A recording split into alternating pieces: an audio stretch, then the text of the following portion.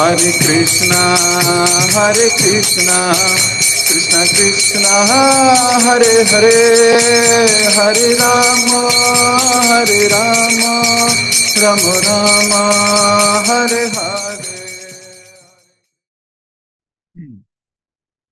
जय जय श्री चैतन्य, जय हो नित्यानंदा, जय अद्वैत चंद्र, जय गौर भक्त वृंदा। जय जय श्री चैतन्य, जय हो नित्यानंदा, जय अद्वैत चंद्र, जय गौर भक्त वृंदा। जय जय श्री चैतन्य, जय हो नित्यानंदा, जय अद्वैत चंद्र, जय गौर भक्त वृंदा। हरे कृष्ण। आप सबका बहुत बहुत हार्दिक अभिनंदन, स्वागत। हम पढ़ रहे हैं गौर कथा, चैतन्य भागवत। कल हम पहुंच गए थे उस जगह जहां महाप्रभु सीता ठाकुरानी यानी कि अद्वैत आचार्य की भार्या यानी कि अद्वैत आचार्य की पत्नी से कह रहे हैं, उठो और जल्दी जाओ और क्या करो, प्रसाद बनाओ। कितना प्रसाद बनाओ? बहुत प्रसाद बनाओ। हम सब प्रसाद पाएंगे। सीता ठाकुरानी ने जब महाप्रभु की आज्ञा सुनी तो बड़ी प्रसन्न हो गई और तुरंत प्रसाद की व्यवस्था करने लगी। यहां तक हमने कल पढ़ा था, अद्वैत आचार्य की डांट पड़ चुकी, डांट क्या पिटाई हो चुकी सबके बीच में। अद्वैत आचार्य अपनी विनम्रता से अपनी श्रेष्ठता का भी प्रदर्शन कर चुके। भगवान ने उनके भाव को एक्सपोज कर दिया सारे जगत के सामने। सारे जगत के सामने भगवान ने यह बता दिया कि देखो मेरा भक्त कैसा होता है। अद्वैत आचार्य पैरों पे गिर कर रो रहे हैं, आंखों से आंसू बह रहे हैं और महाप्रभु से कृपा की याचना कर रहे हैं। इतने प्रेम भाव में देखकर महाप्रभु स्वयं ही ग्लानि में है, स्वयं ही लज्जा में है। ये भक्त कैसा हो सकता है? जितना विनम्र उतनी ख्याति। महाप्रभु ने एक्सपोज कर दिया अद्वैत आचार्य को, और अद्वैत आचार्य की प्रेम की तो कोई सीमा ही नहीं है। अद्वैत आचार्य कह रहे थे, जो आपको नहीं मानता लेकिन मुझे मानता है, मुझे उसका कोई कोई मेरे को उससे कोई सरोकार नहीं, चाहे वो मेरा पुत्र, मेरा सेवक ही क्यों ना हो। लेकिन जो आपको प्रेम करता है वो स्वतः ही मेरे को उससे प्रेम है। इस कॉन्शियस तक में उठना है हमको।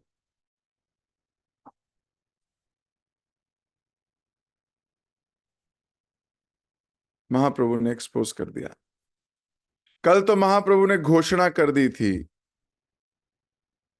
दो ऐसी घोषणाएं।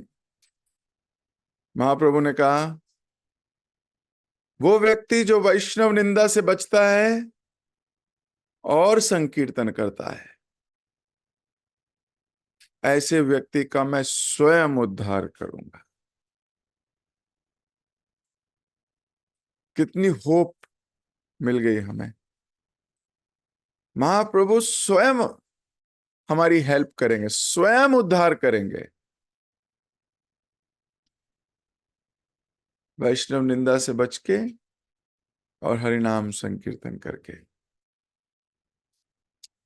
तो अभी सीता ठाकुरानी प्रसाद बना चुकी। यहां से हम आगे पढ़ते हैं। भगवान श्री कृष्ण को प्रणाम करने के बाद जब श्री विश्वंभर खड़े हुए तो उन्होंने अद्वैत आचार्य को अपने चरणों पर गिरा देखा। वे लज्जित हो गए। नम्रता पूर्वक वे विष्णु विष्णु पुकार कर उठ गए। तब वे तीनों प्रभु भोजन कक्ष में आए और बैठ गए। नित्यानंद प्रभु अत्यंत चंचल बालक के समान दिख रहे थे। हरिदास ठाकुर द्वार पर ही बैठ गए। सतत श्री हरि का स्मरण करते हुए सीता ठाकुरानी उन्हें भोजन परोसने लगी और परम आनंद पूर्वक उन्होंने भोजन आरंभ किया। तीनों बैठ गए हैं और भोजन परोसा जा रहा है। हरिदास ठाकुर गेट पे हैं। वो इतने विनम्र हैं, वो अपने आप को योग्य नहीं मानते महाप्रभु के साथ बैठ के भोजन करने में। योग्यता नहीं है, ऐसा मानते हैं हमेशा। वो कहते हैं मैं एक मलीच परिवार से हूं और ये श्रेष्ठ परिवार से, मैं इनके साथ नहीं बैठ सकता। तब अद्वैत आचार्य नित्यानंद प्रभु पर हंसने लगे। वे दोनों एक ही भगवान हैं, परंतु श्री चैतन्य महाप्रभु की लीलाओं में सहायता करने के लिए दो स्वयं पूर्ण रूपों में प्रकट हुए हैं। भोजन के अंतिम चरणों में नित्यानंद प्रभु ने चावल के कुछ दाने उठाए और बच्चों के समान खिलखिलाते हुए उन्हें चारों ओर बिखेरने लगे। श्री विश्वंभर विस्मित हो गए और अपनी भुजाएं उठा ली। हरिदास ठाकुर अपनी हंसी नहीं रोक पाए और अद्वैत आचार्य क्रोध होने का दिखावा करने लगे।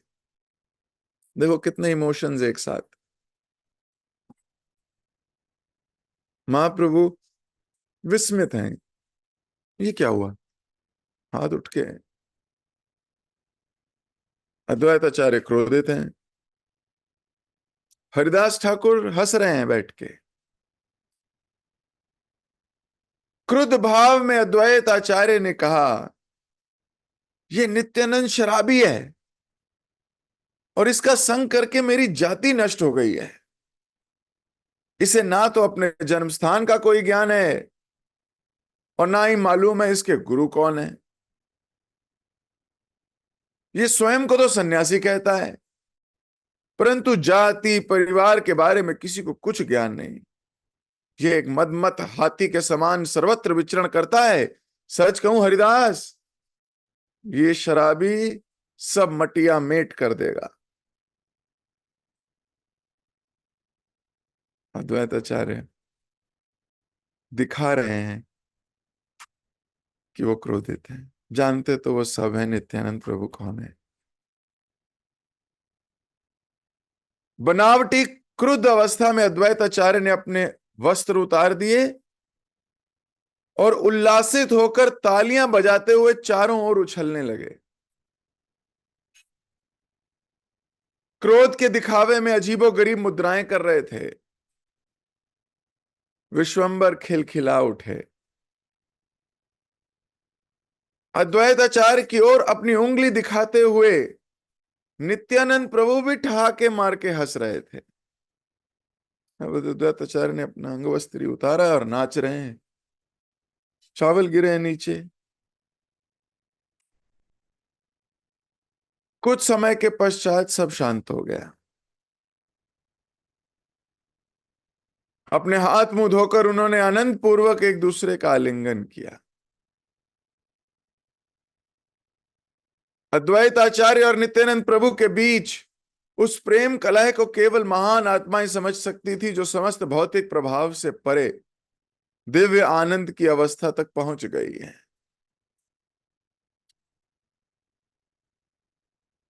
वस्तुतः नित्यानंद प्रभु और अद्वैत आचार्य चैतन्य महाप्रभु की दो भुजाएं हैं। उन दोनों के बीच कभी कलह की संभावना नहीं है।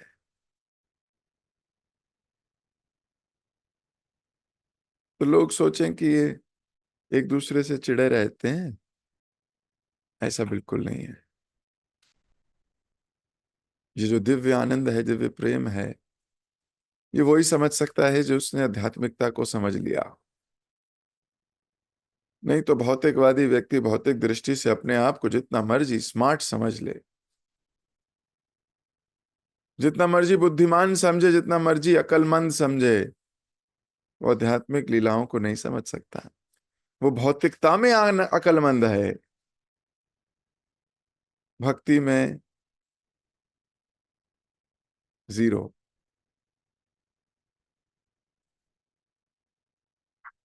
भक्ति में जो अक्लमंद है उसकी आध्यात्मिकता बहुत आगे है।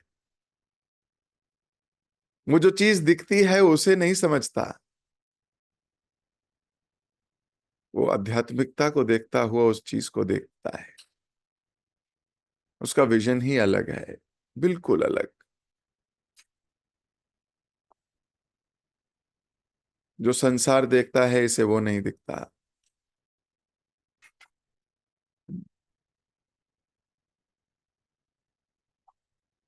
अंग्रेजी में कहावत है, a fool cannot see what is seen, a wise sees what is seen, but a genius can see what is unseen.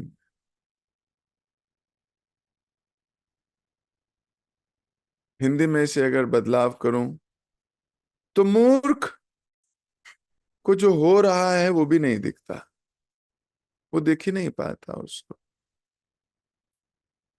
Wise, जो हो रहा है उसको वो एज इट इज दिखता है। लेकिन एक जीनियस, उसको जो हो रहा है वो नहीं, जो नहीं हो रहा वो भी दिखता है। कोशिश तो सब करते हैं जो नहीं हो रहा वो दिखे, जिसको एजम्पशंस कह देते हैं। एजम्पशंस में व्यक्ति डूबता ही है, लेकिन जीनियस के जो एजम्पशंस एजम्पशंस नहीं, जो विजन है वो एकदम क्लियर होता है, वो एग्जैक्ट होता है। He can see what is unseen.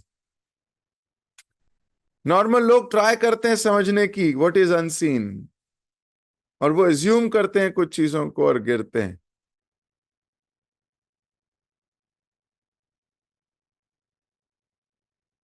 सो यहां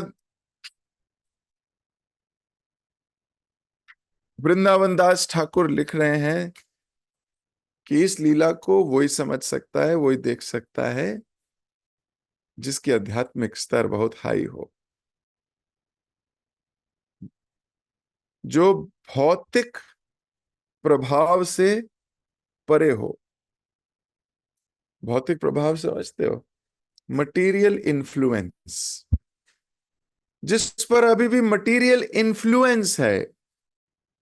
किसी इन्फ्लुएंस में बोलता है, किसी आसक्ति के कारण बोलता है ना, मटेरियल इन्फ्लुएंस है, प्रभावित है, वो नहीं समझ पाएगा। जो उससे परे जाके दिव्य आनंद की अवस्था में है, ही कैन अंडरस्टैंड।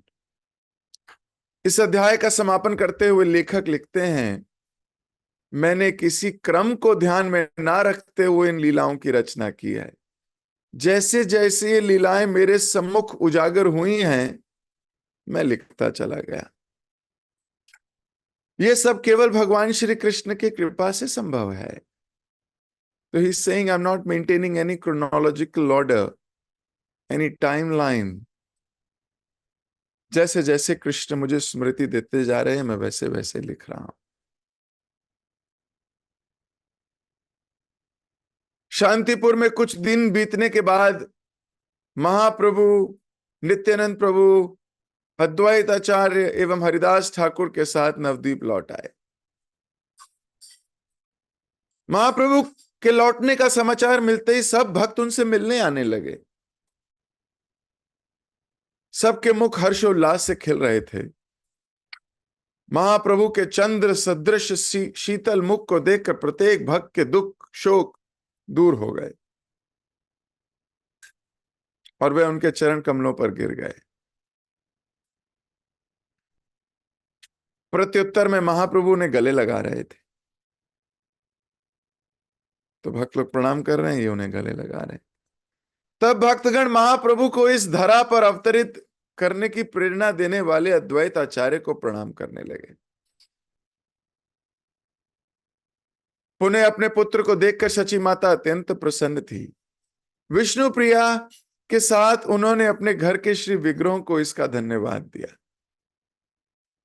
बेटा आ गया है, तो सची माता घर के विग्रहों के पास जाके कहने लगी, आपका बहुत बहुत धन्यवाद, मेरा पुत्र वापस आ गया है, आपका आशीर्वाद है। हर चीज पर भगवान पर आश्रित रहना ये भक्त का गुण है। प्रत्येक घटना जो उसके जीवन में घट रही है, उसके लिए भगवान को धन्यवाद देना। भगवान को जोड़ना उससे, लेकिन पॉजिटिवली। ये संसार भी जोड़ने का प्रयास करता है, बोलता है ये भगवान तुमने क्या किया।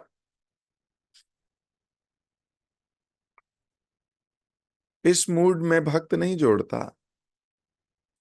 ये तो अभक्तों का जोड़ना है, अभक्त जोड़ते हैं ऐसे। भक्त तो तत्तेऽनुकंपा सुसुमिक्षमाणो जन्निवात्मा हृदय विपकाम। भक्त तो वेट करता है और हर चीज को भगवान की कृपा मानता है, हर परिस्थिति को भगवान की दिव्य योजना। और जो अभक्त है वो भगवान को बोलता है, ये आपने अच्छा नहीं किया, ऐसा आपने क्यों किया मेरे साथ, वो भी जोड़ता है भगवान को, लेकिन it is not a positive attitude. Mahaprabhu ने हमें सिखाया कि एक भक्त का भाव क्या होना चाहिए। न धनम न जनम न सुंदरी न कविता व जगदीश कामये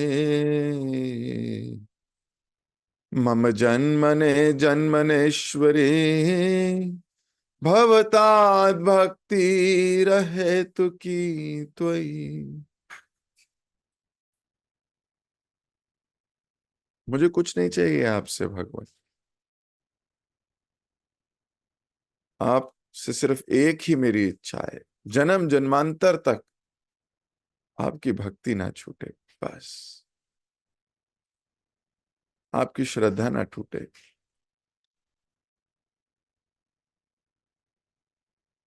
इस मूड में आप किसी भी परिस्थिति को देखोगे तो भगवान पे दोष नहीं दोगे, इनफैक्ट किसी का भी दोष नहीं दोगे। हमारे आचार्यगण लिखते हैं कि मेनली 5 तरीके की कॉन्शियसनेस होती है किसी भी व्यक्ति, ये मेन 5 कॉन्शियसनेस में विभाजित किया जा सकता है। वैसे तो 4 लाख हैं, लेकिन उनकी मेन 5 हैं। पहली कॉन्शियसनेस है जिसमें किसी को केवल दोष दिखता है, उसको दिखता ही केवल दोष है, दोष दृष्टि, दोष वृत्ति। दूसरी कॉन्शियसनेस है जिसमें उसको दोष दिखता है और अच्छा भी दिखता है, लेकिन वो अच्छे को नजरअंदाज करता है, नजरअंदाज।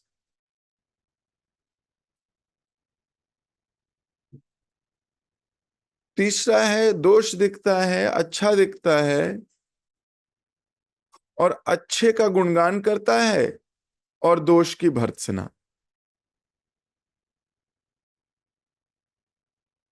अच्छे को अच्छा कहता है, बुरे को बुरा कहता है, भर्त्सना करता है बुरे की। चौथी कॉन्शियसनेस है, अच्छा भी दिखता है बुरा भी दिखता है, लेकिन अच्छे की बड़ाई करता है, बुरे को देखता है पर भर्त्सना नहीं करता।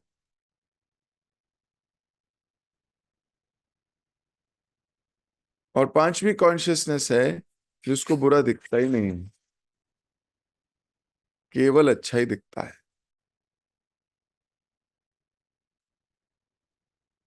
तो किसी भी जीव को इन पांच श्रेणियों में बांटा जा सकता है, किसी भी जीव को। हम अगर अपनी ही कॉन्शियसनेस को इसमें बांटना चाहें तो बांटिए, कहां रखते हो? पहला था, पांचवें लेवल की कॉन्शियसनेस थी, अच्छा दिखता है बुरा ही दिखता है, सिर्फ अच्छा दिखता ही नहीं कुछ। शिशुपाल, दंतवक्र, कंस, उनको कृष्ण में कोई अच्छा दिखा ही नहीं कभी। दूसरा कॉन्शियसनेस थी, अच्छा दिखता है बुरा दिखता है, दिखते दोनों हैं, लेकिन फोकस बुरे पे करता है, निंदा करता है ना, भर्त्सना करता है। तीसरी थी, अच्छा भी दिखता है बुरा भी दिखता है, अच्छे को अच्छा कहता है बुरे को बुरा कहता है, बुरे की भर्त्सना अच्छे की बड़ाई। चौथी कॉन्शियसनेस थी, अच्छा भी दिखता है बुरा भी दिखता है, लेकिन केवल अच्छाई ही बोलता है, बुरा बोलता ही नहीं। और पांचवी है, उसको बुरा दिखता ही नहीं, सिर्फ अच्छा ही दिखता है, जो कि भगवान है। भगवान जगन्नाथ जी केवल अच्छा ही देखते हैं, उन्हें बुरा दिखता ही नहीं किसी। आंखें बड़ी बड़ी करके मैग्नीफाइंग ग्लास लेके दो। अब इसे सुनने के बाद भले ही हम बदलाव लाने का प्रयास करें, अच्छी बात है अगर लाने का प्रयास करें, एक्टिंग ना करें, वस्तुतः चेतना में, चेतना पे काम करना है, दिखाने पे काम नहीं करना। देखो मैं कैसा हूं, चेतना पे काम करना है। ये जो देखना और कहा गया, ये अंदर अंतरंगा कहा गया है, चेतना के स्तर की बात की गई है, इसलिए बोला गया consciousness, 5 kinds of main consciousness. Shri Vishwanath Chakravarti Thakur इसके बारे में लिखते हैं अपने ग्रंथ में।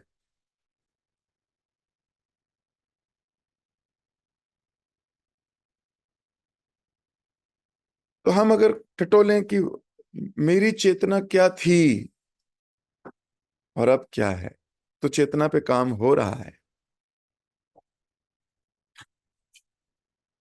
या कोई कह सकता है मेरी जैसी थी वैसी है, इसका मतलब उसने चेतना पे कोई काम नहीं किया है, he is not doing anything.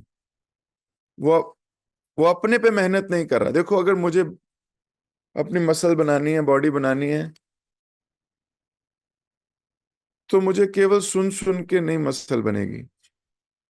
हाँ, मुझे जिम जाके अपने ऊपर, अपनी बॉडी पे काम करना पड़ेगा, अपनी डाइट पे काम करना पड़ेगा, अपने फिटनेस रेजीम पे काम करना पड़ेगा। ऐसे ही मुझे अगर ये कॉन्शियसनेस पे तैयारी करनी है, कॉन्शियसनेस तक आना है कि एक दिन मैं केवल अच्छा ही देखूं, तो मुझे अपनी कॉन्शियसनेस पे काम करना पड़ेगा। जब जब मेरे अंदर से बुरा देखने की भावना आए, उसको मारना पड़ेगा,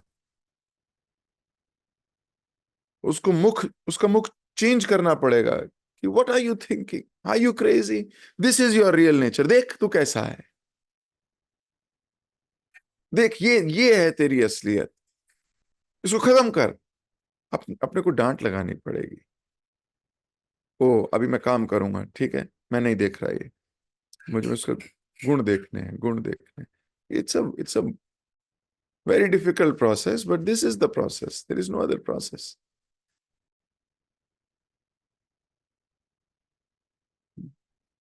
तो श्री विग्रहों का हाथ देखना, श्री विग्रहों को धन्यवाद देना, ऐसा नहीं कि ये रिचुअल बन गया है, स्वतः है, कॉन्शियसनेस ऐसी है कि अच्छा भगवान आपका बहुत बहुत धन्यवाद। एक दिन श्री चैतन्य महाप्रभु और नित्यानंद प्रभु श्रीवास पंडित के घर आए। वे आकर बैठे ही थे कि मुरारी गुप्त वहां पहुंच गए और उन्होंने महाप्रभु के चरण कमलों पर प्रणाम किया। तत्पश्चात उठकर उन्होंने नित्यानंद प्रभु को प्रणाम किया। श्री चैतन्य महाप्रभु मुरारी गुप्त से विशेष प्रेम करते थे।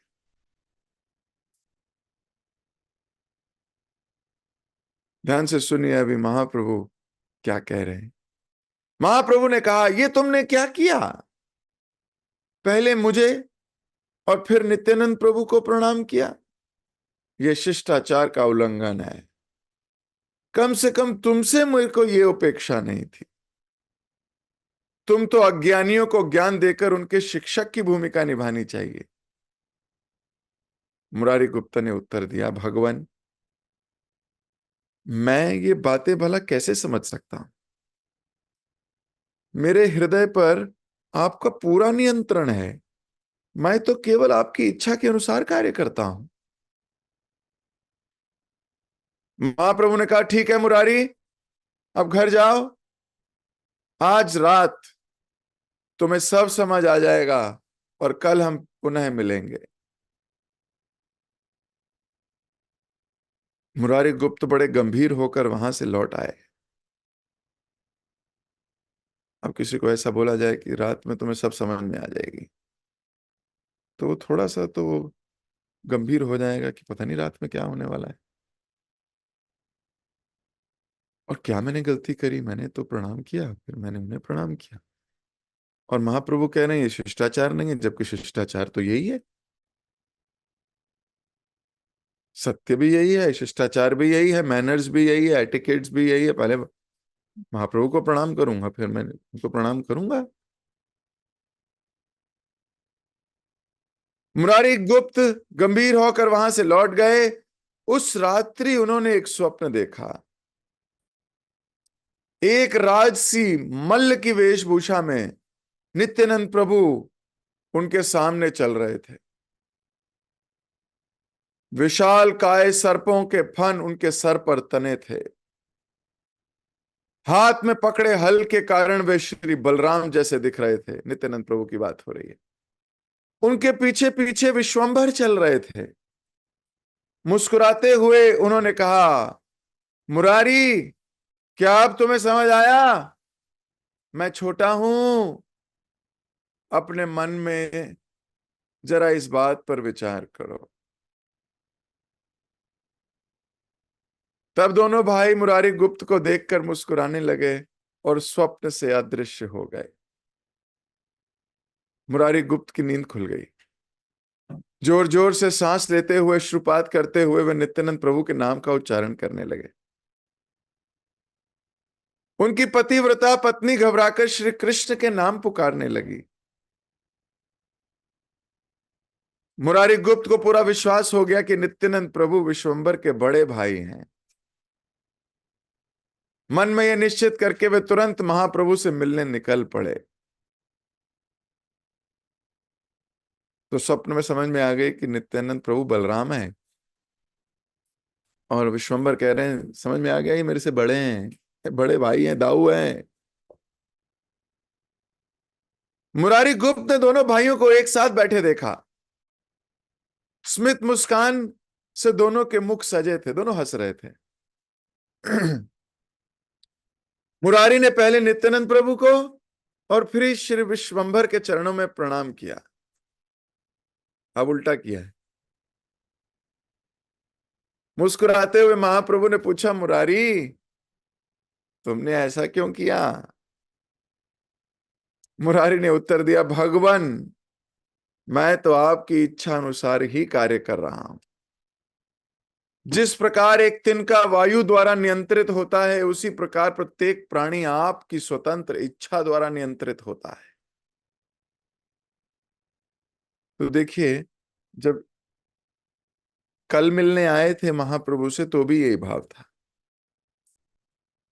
कि मैं तो अपने आप से कुछ कार्य नहीं करता, जो आपकी इच्छा है वो ही मेरी इच्छा है, मेरी अपनी कोई इच्छा नहीं है। मेरी अपनी कोई इच्छा नहीं है, आपकी इच्छा मेरी इच्छा है। आज भी वही कह रहे हैं। रात में महाप्रभु ने सपने में आदेश दे दिया है कि ऐसा नहीं करना, पहले नित्यानंद प्रभु को करो, बड़े भाई हैं, बलराम है। तो मुरारी गुप्त अब वही कर रहा है।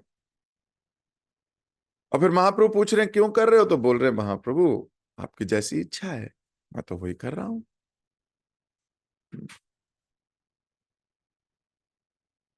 महाप्रभु ने कहा मुरारी तुम मुझे अतिशय प्रिय हो, इसलिए मैंने इस परम ज्ञान को तुम्हारे समक्ष उजागर किया। महाप्रभु ने कहा तुम मेरे को बहुत प्रिय हो, इसलिए मैंने तुम्हारे सामने स्वप्न में घुस के ये कार्य किया।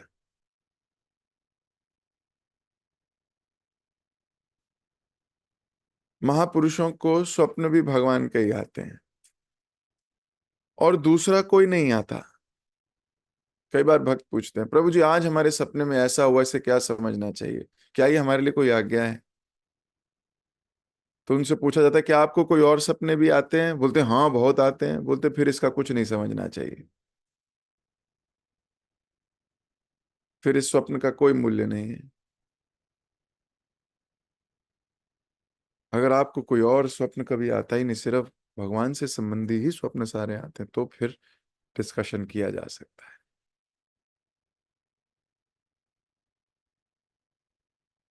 स्वप्न में हम कहीं भी घूमते हैं, किसी की भी मृत्यु होती है, कभी हवा में उड़ रहे होते हैं, कभी कहीं जा रहे होते हैं, कभी कुछ। इन स्वप्नों का कोई मूल्य नहीं।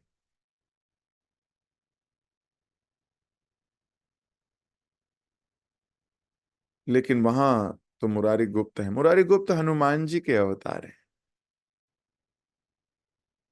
अब इनके जीवन में तो राम के अलावा, कृष्ण के अलावा कुछ है ही नहीं। हमारे पास तो बहुत कुछ है, और बहुत सारी चीजें दिमाग में उथल पुथल कर रही हैं। उनमें से एक कृष्ण भी है।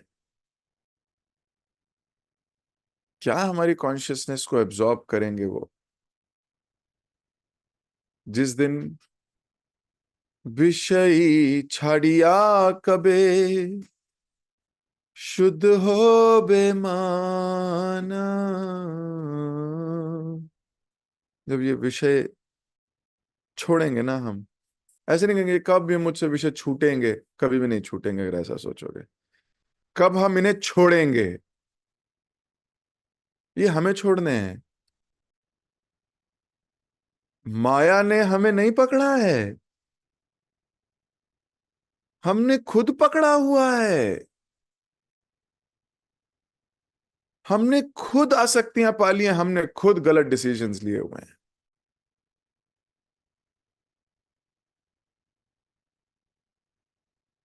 Right decisions, willingness. भौतिक कोई अच्छी चीज देखती है, लगता है अरे ये हमारे घर में होनी चाहिए, ये कितनी अच्छी लग रही है, इसको ले लूं, ये कितना अच्छा है, इसको ऐसे कर लूं। अभी तो इतनी वस्तुओं पे आसक्तियां हैं। कहाँ इतना कृष्णमय होगा कि भगवान स्वप्न में आए और कोई आए ही नहीं, लेकिन और कोई भी आ रहे हैं, फिर कल्पना।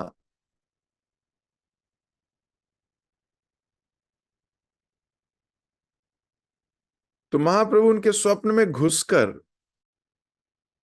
उनको आदेश दे रहे हैं, उनको तथ्य उजागर कर रहे हैं। तो मैं अपनी वाणी को यहीं विराम कर रहा हूं। कल मुरारी गुप्त के साथ एक बड़ी सुंदर लीला होने वाली है। तो महाप्रभु कैसे अपने विभिन्न विभिन्न भक्तों के साथ लीला स्वादन कर रहे हैं, और वृंदावन दास ठाकुर उनको कैसे लिपिबद्ध कर रहे हैं। This is amazing. और हम सब बैठ के रूपा जी की कृपा से उनको पढ़ पा रहे हैं, रसास्वादन कर पा रहे हैं। ये तो बिल्कुल ही, हाँ, अभूतपूर्व, अविश्वसनीय। बहुत सुंदर। कोई अहोभाग्य है हमारा कि हम इतनी गुप्त चीजों को इतनी सहजता से समझ रहे हैं। ये इस परंपरा की कृपा रूपी वर्षा है हम सब पर। तो जगत गुरु शिल प्रभुपाद की जय, शिल वृंदावन दास ठाकुर की जय, आप सभी गौर प्रेमी भक्तों की जय। हरे कृष्ण। किसी भक्त का कोई प्रश्न या कोई टीका हो या कुछ रियलाइजेशन शेयर करना चाहें? यस योगेंद्र प्रभु।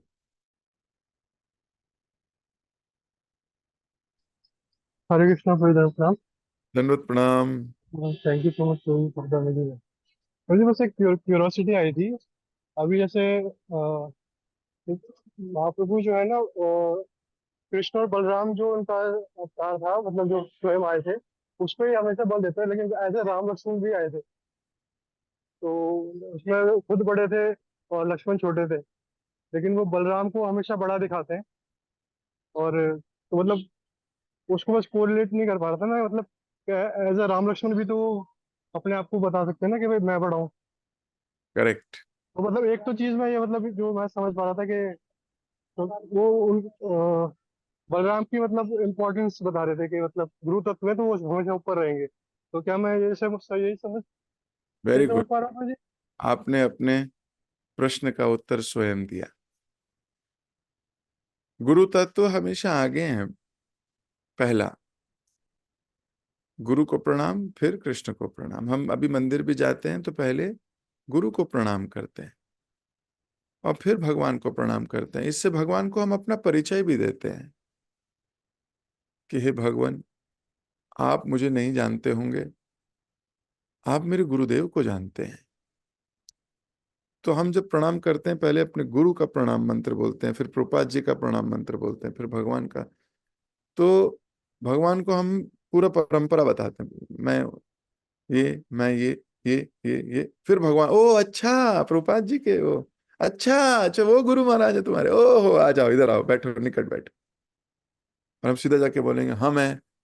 बोलेंगे भाई कौन है तू? तो जब पहले इसलिए गुरु को रखा जाता है। This is first answer. Second answer, मूल स्वरूप व्यक्ति को हमेशा याद होता है। जैसे एक नाटक या एक एक्टर है, वो एक्टर कभी कुछ बना होगा, फिर कुछ बना होगा, फिर कुछ बना होगा, फिर कुछ बना होगा। मान लो पहले उसका एक पिक्चर में नाम है राज, दूसरी पिक्चर में नाम है सनी, तीसरी पिक्चर में नाम है कोई भी रोहन, चौथी पिक्चर में नाम है अद्भुत, पांचवी पिक्चर में नाम है कोई। तो उसका हर पिक्चर में अलग अलग नाम है। लेकिन जब वो अपने को याद करेगा तो किसे याद करेगा? राज, सनी, अद्भुत? नहीं नहीं, वो अपने मूल स्वरूप में अपने को याद करेगा हमेशा। मैं कौन हूं? तो मूल स्वरूप तो कृष्ण है, बाकी तो अवतार हैं। तो वे तो विश्वंभर अपने मूल स्वरूप में याद कर रहे हैं। अपने मूल स्वरूप कृष्ण है, इसलिए वो बेसिक याद कर रहे हैं। वो ये नहीं याद करे उसमें मैं ये बना था, मैं नरसिंह बना था, मैं वामन बना था, मैं ये ना ना ना ना, मैं राम बना था। वो मूल स्वरूप को याद करें, क्योंकि वो मूल वो हैं। तो श्री विश्वंभर श्री कृष्ण ही हैं। जय गौर सही कृष्ण सही जगन्नाथ, वही गौर हैं, वही कृष्ण हैं, वही जगन्नाथ है। तो अपने मूल स्वरूप में है। और दूसरा जवाब तो आपने दिया है कि वो गुरु तत्व को पहले प्रणाम करने को कह रहे हैं। ठीक है। हरे कृष्ण। यस माता जी।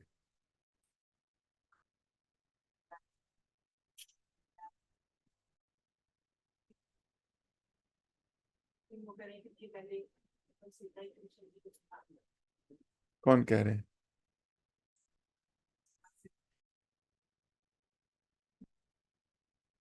नहीं, जब भी आप विग्रहों के समक्ष जाते हैं तो हम पहले गुरु अपना परिचय देते हैं, डीटीज को विजिटिंग कार्ड देते हैं हम डीटीज को, है ना, कि मैं कौन हूं। आप मंदिर गए तो मैं कौन हूं, तो हम भगवान को विजिटिंग कार्ड कैसे देते हैं, हम पहले गुरु महाराज का प्रणाम मंत्र, जिनके गुरु हैं, जिनके गुरु नहीं है वो प्रभुपाद जी का प्रणाम मंत्र, एंड देन हम हे कृष्ण करुणा सिंधु दीनबंधु ऐसे प्रणाम करते हैं, ताकि हम बता सके कि ठीक है। So it's always like that. किसी नई जगह जाओ तो, पर अगर अपने ही डिटीज मतलब अपने घर के, वो तो आपको पहचानते हैं, then you can directly bow down. Hare Krishna. ठीक है, आप सबसे मुलाकात होगी। हरे हरि।